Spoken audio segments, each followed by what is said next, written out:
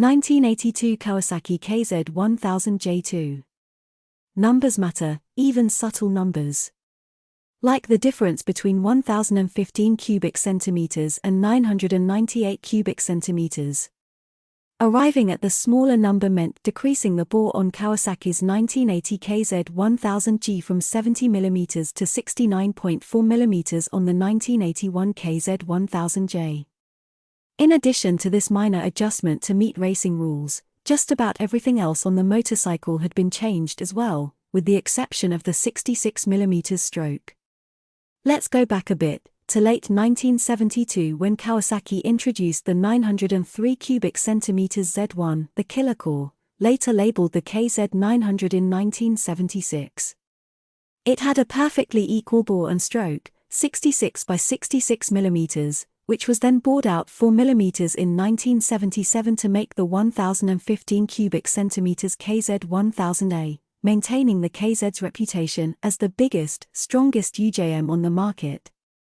But the competition was getting fierce. Move up to 1981, and the new J model was an absolute delight, a street bike with superbike potential. When the boys at Akashi, Kawasaki's brain center, were given the task of revamping the 1015 cubic centimeters KZ, the company's bread and butter bike, they did it with gusto.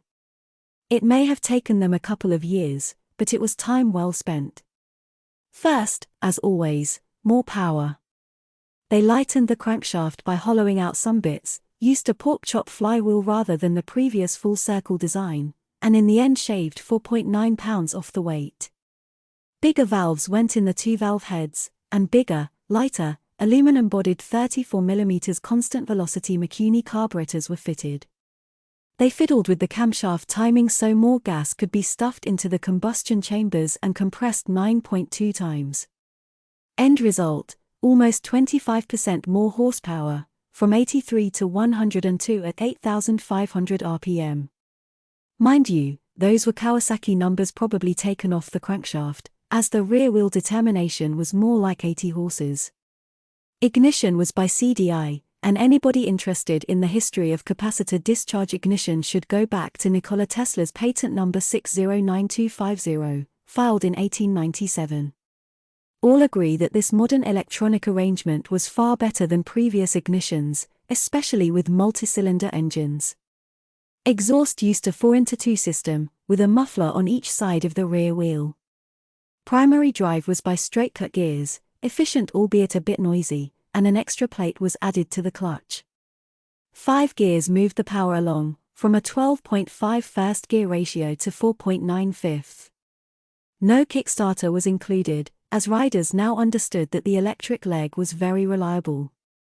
The output shaft was beefed up, and a new number 630 chain with a braking strength increased by more than 1,000 pounds went to the rear wheel. Chain technology development was going gangbusters at this point, as engines were generating more than 100 very stressful horsepower.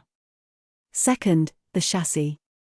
The diameter of the steel tubes in the frame was increased for better cornering rigidity, while the wall thickness was reduced.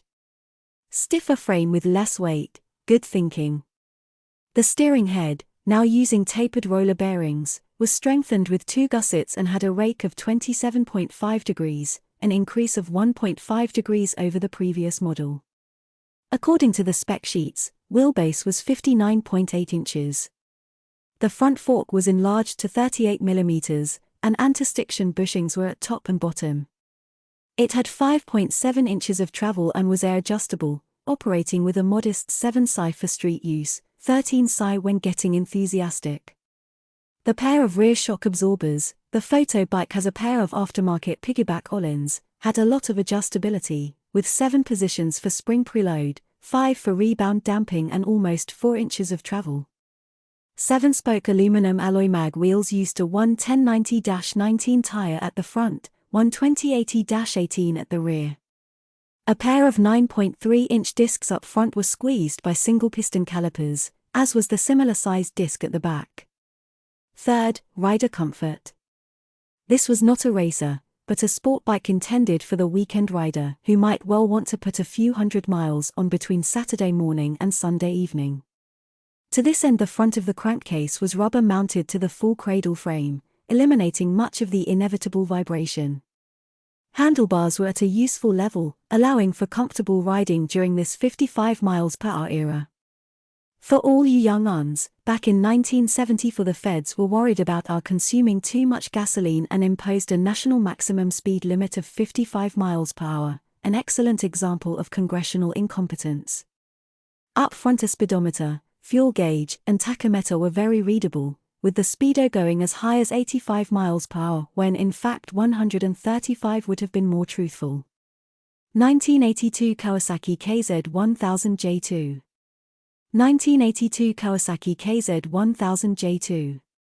A pleasantly large gas tank held 5.7 gallons, good for more than 200 miles, and the long, flat saddle was built to keep a rider happy for many hours. We don't know what effort was put into shaving ounces off the body panels, but the J model ended up 30 pounds lighter than the previous G.